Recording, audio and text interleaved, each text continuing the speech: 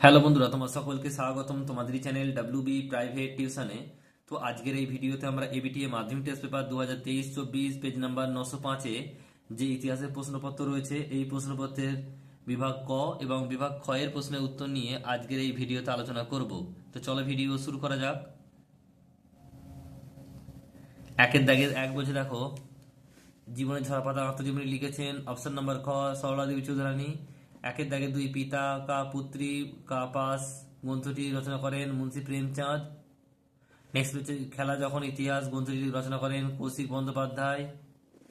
বলছে বিদ্যুৎ সাহিনী সভা প্রতিষ্ঠা করেন উত্তর হবে কালীপ্রসন্ন সিংহ। যে সাহিত্যিক পাবনা কৃষক বিদ্রোহকে সমর্থন করেছেন তিনি হলেন বঙ্কিমচন্দ্র চট্টোপাধ্যায়।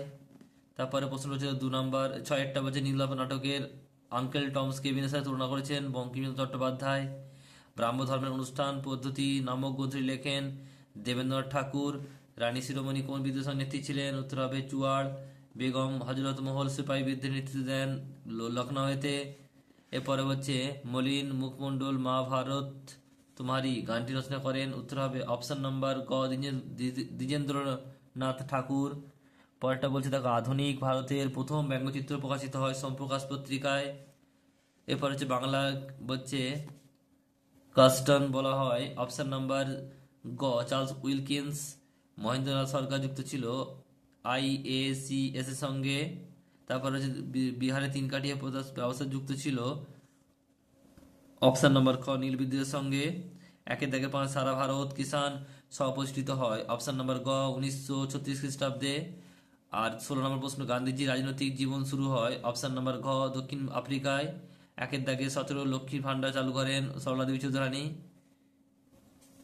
রানী বলছি গুইদ আলো কোন আন্দোলনের সাথে যুক্ত অপশন নাম্বার গ লবণ সত্যাগ্রহ। নারী কর মন্দির প্রতিষ্ঠা করেন বাসন্তী দেবী। এরপর রয়েছে মার্জিনাল ম্যান গ্রন্থটি রচনা করেন উত্তর হবে প্রফুল্ল কুমার চক্রবর্তী।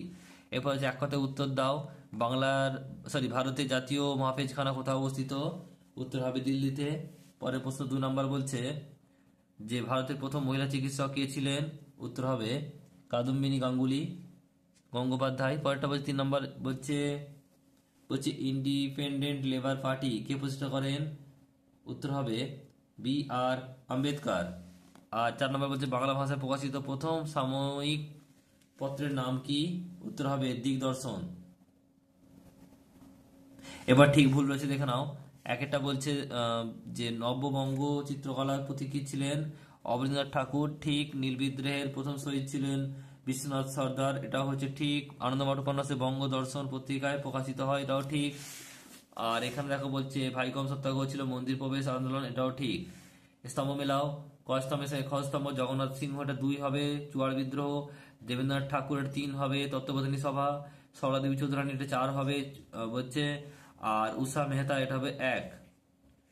এরপর হচ্ছে দেখো 2-5 কি বলছে যে বিবৃতি আর ব্যাখ্যা। একটা কি বলছে দেখো, একের উত্তর হবে ব্যাখ্যা নাম্বার 2, দুইটা হবে ব্যাখ্যা নাম্বার 2, এরটার ব্যাখ্যা নাম্বার হবে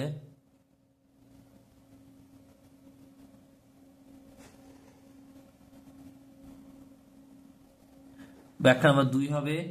আর এখানে দেখো 3-এরটা হচ্ছে ব্যাখ্যা নাম্বার 2 হবে। আর 4-এরটা ব্যাখ্যা নাম্বার 1 হবে।